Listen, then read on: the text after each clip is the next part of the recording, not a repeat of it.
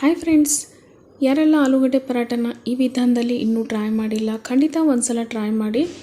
ಮನೆಯಲ್ಲೇ ಎಲ್ರಿಗೂ ಇಷ್ಟ ಆಗುತ್ತೆ. ಹಾಗೆ ಸೊಪ್ಪು ತಿನ್ನಲ್ಲ ಅನ್ನೋ ಮಕ್ಕಳಿಗೆ ಹಾಗೆ ದೊಡ್ಡೋರಿಗೆ ಈ ರೀತಿಯಾಗಿ ಮಾಡಿಕೊಟ್ಟಾಗ ತುಂಬಾ ಇಷ್ಟಪಟ್ಟು ತಿಂತಾರೆ. ಬನ್ನಿ ಹಾಗಿದ್ರೆ ಯಾವ ರೀತಿ ಮಾಡೋದು ಅಂಥೇಳಿ ನೋಡೋಣ. ಇಲ್ಲಿ ನಾನು 2 ಮೀಡಿಯಮ್ ಸೈಜ್ ಈರುಳ್ಳಿ ತೊಗೊಂಡಿದ್ದೀನಿ, ಸ್ವಲ್ಪ ಸಣ್ಣದಾಗಿ ಕಟ್ ಮಾಡಿ ತೊಗೊಂಡಿದ್ದೀನಿ. ಹಾಗೆ ಸ್ವಲ್ಪ ಕರಿಬೇವು, ಒಂದು 1/4 ಇಂಚ್ ಆಗುವಷ್ಟು ಹಸಿ ಶುಂಠಿ ತೊಗೊಂಡಿದ್ದೀನಿ. ಹಾಗೆ ಖಾರಕ್ಕಂತ ಹೇಳಿ ಒಂದು 4 ಹಸಿಮೆಣಸಿನ್ಕಾಯಿನ ತೊಗೊಂಡಿದ್ದೀನಿ, ಅದನ್ನು ಸ್ವಲ್ಪ ಕಟ್ ಮಾಡಿ ತೊಗೊಂಡಿದ್ದೀನಿ. ಇವಾಗ ಇದನ್ನೆಲ್ಲನೂ ನಾನು ಚಾಪರಲ್ಲಿ ಹಾಕಿಬಿಟ್ಟು ಚಾಪ್ ಮಾಡ್ಕೊಳ್ತಾ ಇದ್ದೀನಿ. ನೀವು ಬೇಕಿದ್ದರೆ ಕೈಯಿಂದನೇ ಎಲ್ಲನೂ ಚಿಕ್ಕ ಚಿಕ್ಕದಾಗಿ ಕಟ್ ಮಾಡ್ಕೊಳ್ಬೋದು. ಈ ರೀತಿ ಚಾಪರಲ್ಲಿ ಹಾಕಿ ಮಾಡಿದರೆ ಈಸಿ ಆಗುತ್ತೆ ಅಂತ ನಾನು ಮಾಡ್ಕೊಳ್ತಾ ಇದ್ದೀನಿ. ಚಿಕ್ಕವರಾಗಿರ್ಬೋದು ದೊಡ್ಡವರಾಗಿರ್ಬೋದು ಸೊಪ್ಪುಗಳನ್ನು ಕೆಲವೊಬ್ಬರು ತಿನ್ನೋದಿಲ್ಲ. ಆವಾಗ ಅವರಿಗೆ ಈ ರೀತಿಯಾಗಿ ಮಾಡಿಕೊಡಿ ಆಲೂಗಡ್ಡೆ ಪರಾಟನ, ತುಂಬಾ ಇಷ್ಟಪಟ್ಟು ತಿಂತಾರೆ. ಇವಾಗ ನೋಡ್ತಿರ್ಬೋದು ಈ ರೀತಿಯಾಗಿ ನಾನು ಚಾಪ್ ಮಾಡ್ಕೊಂಡಿದ್ದೀನಿ. ಇವಾಗ ಇದನ್ನು ಸೈಡಲ್ಲಿ ಇಟ್ಕೊಳ್ತಾ ಇದ್ದೀನಿ. ಹಾಗೆ ಇಲ್ಲಿ ಒಂದು 3 ಆಲೂಗಡ್ಡೆನ ಬೇಯಿಸಿ ತುರಿದ್ಬಿಟ್ಟು ತೊಗೊಂಡಿದ್ದೀನಿ. ಹಾಗೆ ಒಂದು 1/4 ಟೀ ಸ್ಪೂನ್ ಆಗುವಷ್ಟು ಅಚ್ಕಾರದ ಪುಡಿ, ರುಚಿಗೆ ತಕ್ಕಷ್ಟು ಉಪ್ಪು, ಒಂದು 1/4 ಟೀ ಸ್ಪೂನ್ ಆಗುವಷ್ಟು ಅರಿಶಿನ ಪುಡಿ, 1 ಟೀ ಸ್ಪೂನ್ ಆಗುವಷ್ಟು ಧನಿಯಾ ಪುಡಿ, ಒಂದು ಅರ್ಧ ಟೀ ಸ್ಪೂನ್ ಆಗುವಷ್ಟು ಜೀರಿಗೆ, ಸ್ವಲ್ಪ ಕೊತ್ತಂಬರಿ ಸೊಪ್ಪು ಹಾಕ್ಕೊಂಡಿದ್ದೀನಿ. ಹಾಗೆ 1 ಟೀ ಸ್ಪೂನ್ ಆಗುವಷ್ಟು ಕಸ್ತೂರಿ ಮೆಥಿನ ಹಾಕ್ಕೊಂಡಿದ್ದೀನಿ. ಇವಾಗ ಇದನ್ನೆಲ್ಲನೂ ಚೆನ್ನಾಗಿ ಮಿಕ್ಸ್ ಮಾಡ್ಕೊಳ್ಳೋಣ. ಆಲೂಗಡ್ಡೆನ ತುರಿದ್ಬಿಟ್ಟು ತೊಗೊಂಡ್ರೆ ಪರಾಟ ತುಂಬಾ ಚೆನ್ನಾಗಿ ಬರುತ್ತೆ. ಸ್ವಲ್ಪ ಕೂಡ ಎಲ್ಲೂ ಕೂಡ ಮಧ್ಯದಲ್ಲಿ ಹೋಲ್ಗಿಲ್ ಬೀಳಲ್ಲ, ಈವನ್ ಆಗಿ ಚೆನ್ನಾಗಿ ಬರುತ್ತೆ.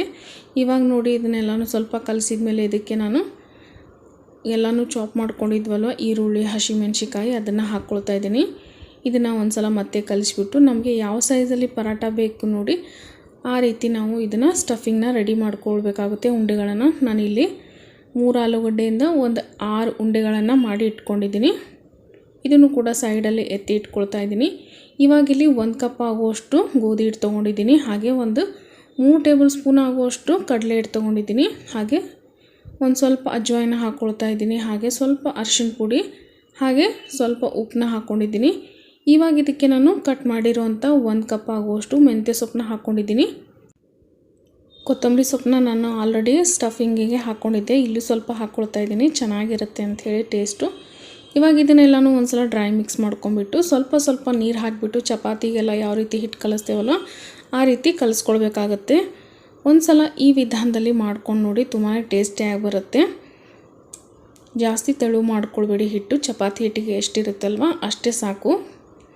ಇವಾಗ ನೋಡಿ ಇದನ್ನು ಕಲಸಿ ಇಟ್ಟಿದ ತಕ್ಷಣ ನಾನು ಇಲ್ಲೇ ಉಳ್ಳೆಗಳನ್ನು ತೊಗೊಳ್ತಾ ಇದ್ದೀನಿ.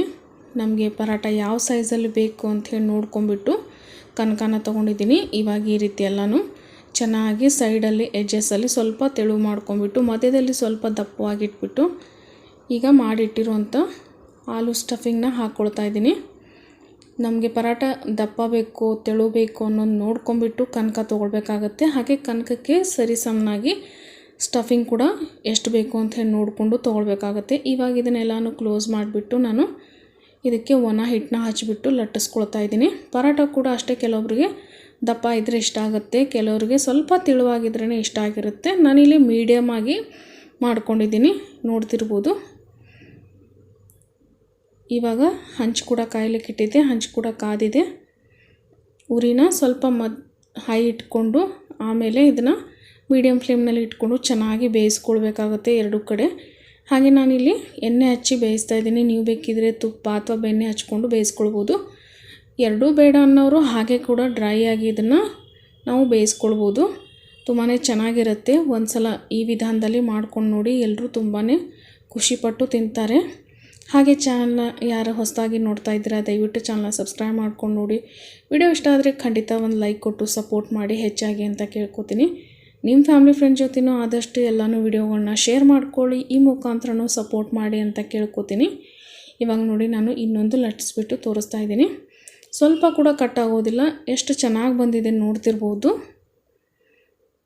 2 ಸೈಡು ಚೆನ್ನಾಗಿ ಬೇಯಿಸ್ಕೊಳ್ಳಿ. ಇದನ್ನು ಹಾಗೇನೂ ತಿನ್ಬೋದು, ಇಲ್ಲ ಅಂದರೆ ಇದನ್ನು ನಾವು ಚಟ್ನಿ ಜೊತೆನೂ ತಿನ್ಬೋದು, ಇಲ್ಲ ಅಂದರೆ ಬೆಣ್ಣೆ ತುಪ್ಪ ಜೊತೆನೂ ತಿನ್ಬೋದು, ಇಲ್ಲ ಮೊಸರು ಜೊತೆ ಉಪ್ಪಿನಕಾಯಿ ಜೊತೆ ಸೂಪರಾಗಿರುತ್ತೆ. ಖಂಡಿತ ನಿಮಗೆ ಈ ವಿಡಿಯೋ ಇಷ್ಟ ಆಗಿದೆ ಅಂತ ತಿಳ್ಕೊತೀನಿ. ಒಂದು ಲೈಕ್ ಕೊಟ್ಟು ಸಪೋರ್ಟ್ ಮಾಡಿ. ಮತ್ತೆ ಸಿಗ್ತೀನಂತೆ ನೆಕ್ಸ್ಟ್ ವಿಡಿಯೋನಲ್ಲಿ. ಅಲ್ಲಿವರೆಗೂ ಎಲ್ಲರಿಗೂ thank you so much for watching.